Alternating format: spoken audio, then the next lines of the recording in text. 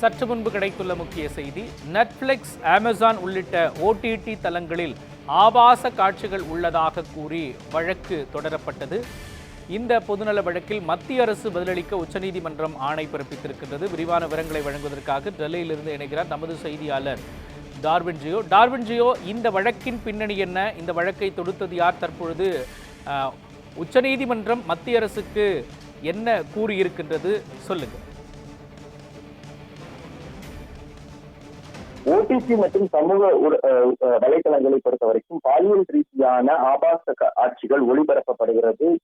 இது குழந்தைகள் மற்றும் சிறார்களிடையே மிகுந்த ஒரு பாதிப்பை ஏற்படுத்துகிறது. எனவே இதற்கான கட்டுப்பாடுகளை கூடுதலாக விதிக்க வேண்டும் என்று உச்சநீதிமன்றத்தில் ஒரு பொதுநல மனுவானது தொடுக்கப்பட்டிருந்தது. இந்த பொதுநல மனுவை நீதிபதி BR கவாய் தலைமையிலான அமர்வானது விசாரித்த போது, மனுதாரர்கள் தரப்பில் ஆஜராகியிருந்த மூத்த வழக்கறிஞரை பொறுத்த வரைக்கும் அவர் வைத்த வாதம் என்னவென்றால், சமூக வலைதளங்களில் எந்த ஒரு கட்டுப்பாடுமின்றி ஆபாசமான காட்சிகள் என்பது ஒளிபரப்பப்பட்டு வருகின்றன. குறிப்பாக OTT தளங்களை பொறுத்த வரைக்கும் அவர்கள் மிகுந்த ஆபாசமான காட்சிகளை ஒளிபரப்பி வருகிறார்கள். இதற்கு ஒரு கட்டுப்பாடு விதிக்க வேண்டும்.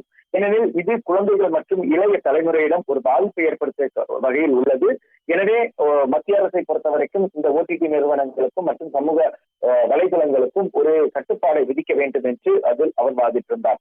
அந்த வாதத்தையும் மத்திய அரசினுடைய சொலிசிட்டர் ஜெனரலான துஷார் மேத்தா ஏற்றுக்கொண்டு அதற்கு ஆமோதிப்பதாக அவர் பதிலளித்திருந்தார். குறிப்பாக பார்த்தோம் என்றால், குழந்தைகள் பல நேரங்களில் பெற்றோர்கள் மற்றும் பெரியவர்களுடன் அமர்ந்து குழந்தைகள் இது போன்ற காட்சிகளை பார்க்கிறார்கள், தொடர்களை பார்க்கிறார்கள் மற்றும் திரைப்படங்களையும் பார்க்கப்படுகிறது. அதனால் குழந்தைகளுக்கு பாதிப்பை ஏற்படுத்துகிறது என்ற ஒரு அச்சம் தனக்கிருப்பதாகவும், எனவே மனிதனுடைய அந்த வாதத்தை ஏற்பதாகவும் தெரிவித்திருந்தார். அப்போது நீதிபதிகள் சில கருத்துக்களை முன்வைத்திருந்தார்கள்.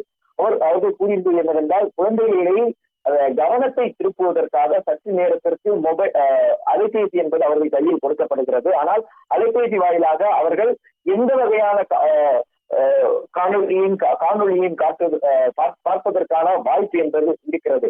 எனவே இது ஒரு மிக முக்கியமான பிரச்சனையாக இருக்கிறது. அதே வேளையில் சட்டமன்றம், நாடாளுமன்றம் மற்றும் நிர்வாக ரீதியிலான இருக்கக்கூடிய முடிவுகளில் உச்சநீதிமன்றத்தினுடைய தலையீடு இருப்பதாக பல்வேறு விமர்சனங்களை நாங்கள் தொடர்ச்சியாக தற்போது சந்தித்து வருகிறோம். ஆனால் இருப்பினும் இந்த விவகாரத்தை பொறுத்த வரைக்கும் குழந்தைகள் மற்றும் சிறார்களுடைய நன்மையை மிக முக்கியமாக கருத்தில் கொள்ள வேண்டும். எனவே மத்திய அரசுடைய சொலிசிட்டர் ஜெனரல் வாதிடும் போதும் அதை தெரிவித்திருக்கிறார். எனவே அந்த வகையில் இந்த கட்டுப்பாடுகளை கூடுதலாக விதிப்பது தொடர்பாக மத்திய அரசானது தன்னுடைய பதிலை அளிக்க வேண்டும். அதற்காக அவர்களுக்கு நோட்டீஸ் பிறப்பிக்கிறோம் என்று தெரிவித்தார்கள். அதே போன்று OTT நிறுவனங்களான அமேசான், நெட்ஃபிளிக்ஸ் போன்ற OTT தளங்களுக்கும் தன்னுடைய உச்சநீதிமன்றமானது நோட்டீஸ் பிறப்பித்து அவர்களுடைய கருத்தை அறிவதாக தெரிவித்திருக்கிறது. எனவே இந்த OTT தளங்களில் இந்த ஆபாசமான பல படங்கள் மற்றும் காட்சிகள் ஒளிபரப்பப்படுவதற்கான அந்த தடையை விதிப்பதற்கு ஒரு கூடுதலான ஒரு முயற்சியை உச்சநீதிமன்றம் மேற்கொண்டிருக்கிறது என்பது தற்போதைய உத்தரவு மூலமாக தெரிய வருகிறது.